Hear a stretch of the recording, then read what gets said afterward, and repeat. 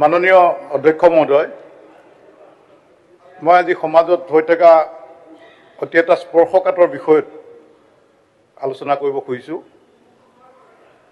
যিটো আমাৰ সমাজত দিনক দিনে বৃদ্ধি পাই আহিছে। ছুইচাইড, আত্মহত্যা, সেল্ফ কিলিং বা মুক্তিৰ কাৰণে কৈছোঁ যে পৃথিৱীত থকা ফ্ৰম এভৰি পেইন, তাৰ পৰা মুক্তি পাবৰ কাৰণে বহুতে ছুইচাইডৰ পথ বাছি লয়। কিন্তু দেখা গৈছে যে যিসকলে এইবিলাক কথা চিৰিয়াছলি ভাবিবও নোৱাৰে, পেইন এণ্ড অল দিছ, বিশেষকৈ আমাৰ ছাত্ৰ সমাজ, সেইসকলেও এই পথটো বাছি ল'বলৈ ধৰিছে দিনক দিনে। যোৱা 13 ফেব্ৰুৱাৰীত চিকমিকা দাস 14 বছৰ বয়সৰ ছোৱালী এজনী, ক্লাছ 8ত পঢ়ি থকা ছোৱালী এজনীয়ে আত্মহত্যাৰ পথ বাছি লৈছে। গোলাঘাট জাতীয় বিদ্যালয়ত এই কিশোৰীগৰাকীয়ে পঢ়ি আছিল, তেওঁ আত্মহত্যা কৰে পুৱতি নিশা। 18 ফেব্ৰুৱাৰীত প্ৰিয়ংকুশ ডেকা মেট্ৰিক পৰীক্ষাৰ কেণ্ডিডেট এজনে শিলপুখুৰী হাউচিং কলনীত তেওঁ আত্মহত্যাৰ পথ বাছি লৈছে। 19 ফেব্ৰুৱাৰীত অনিশা চেত্ৰী ছাছপেক্টেড ছুইচাইড, বিশ্বনাথ চাৰিআলিৰ ঘৰ, ইয়াতে ক'ৰবাত তেওঁ পঢ়ি আছিল। তো এইবিলাক কিহৰ কাৰণে হৈছে? এতিয়া মই যিটো চিকমিকা দাসৰ মই তেখেতৰ ৰিপৰ্টটো, পুলিচ ৰিপৰ্টটো আনি চালোঁ, মই কেনেকৈ কি হৈছিলে। তেওঁক ৰাতিপুৱা পৰীক্ষা চলি আছিল, ডাঙৰ পৰীক্ষাও নহয়, ক্লাছ 8ৰ পৰীক্ষা। ৰাতিপুৱা 3টা বজাত মাকে উঠাই দিলে, পঢ়িব লাগে। তো 3টা বজাত পঢ়িবলৈ বহাই দি মাকে চাহ বনাবলৈ গ'ল যে মই চাহ আনোগৈ। ঘূৰি আহি দেখিছে যে ৰুমৰ দুৱাৰ বন্ধ। তো দুৱাৰখন ভাঙি পেলাই দেখিছে যে এই চিকমিকা দাস বোলা সৰু ছোৱালীজনীয়ে ছুইচাইড কৰিলে। কিয় কাৰণে? নিশ্চয় তেওঁ ভয় খাইছে যে মই পঢ়িব পৰা নাই, মাহঁতে মোক কি ক'ব, দেউতাই কি ক'ব, বা প্ৰিয়ংকুশ ডেকাৰ তেওঁৰ পৰীক্ষাত বোলে ফলাফল বেয়া হ'ব বুলি ভয় খাই তেওঁ আত্মহত্যাৰ পথ বাছি ল'লে। তেনেকৈ বিভিন্ন স্কুলত বা ঘৰুৱা কণ্ডলৰ কাৰণেও কোনোবা হাজবেণ্ডে ৱাইফক কিবা অকণ মিছবিহেভ কৰিলে, ছুইচাইড কৰিলে। মানুহবিলাক খুব চেণ্টিমেণ্টেল হৈ আহিছে। বিশেষকৈ আমাৰ ছাত্ৰ ছাত্ৰীসকলৰ মাজত যাতে এই বস্তুটো আহিব নালাগে, তাৰ কাৰণে আমাৰ পেৰেণ্টছ, আমাৰ চৰকাৰেও ব্যৱস্থা হাতত ল'ব লাগিব।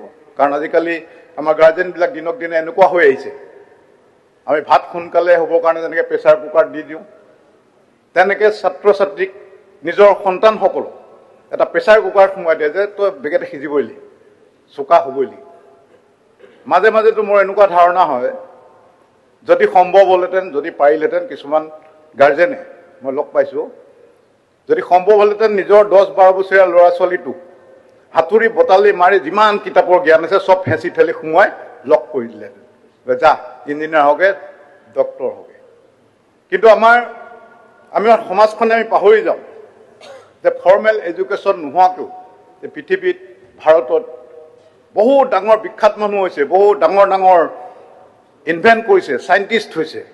আমাৰ ভাৰতৰ শ্ৰীনিবাস ৰামানুজন, সেইটো মেথমেটিক্সৰ অংকৰ পণ্ডিত, কিন্তু তেওঁ কোনো ফৰ্মেল এডুকেশ্যন নাই।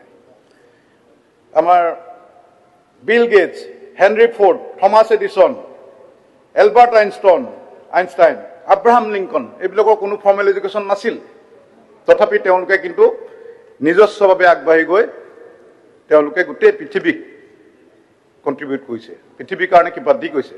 সেইকাৰণে আমাৰ যিবিলাক অভিভাৱক আছে তেওঁলোকেও বুজিব লাগিব যে ল'ৰা ছোৱালীটোৰ ক'ত চখ, কি ভাল পায়, যে জবৰদস্তি নিজৰ বহুতক দেখা পাওঁ ল'ৰা ছোৱালীটো চোকা হোৱাৰ কাৰণেও নহয়, নিজৰ ইজ্জত যাতে সমাজত ওপৰলৈ যায়, সেইকাৰণেও ল'ৰা ছোৱালীবিলাকক প্ৰেছাৰ খুব দিয়া পৰিলক্ষিত হয় যে মই ইঞ্জিনিয়াৰ হ'ব নোৱাৰিলোঁ, মোৰ ল'ৰাটো ইঞ্জিনিয়াৰ হ'বই লাগিব।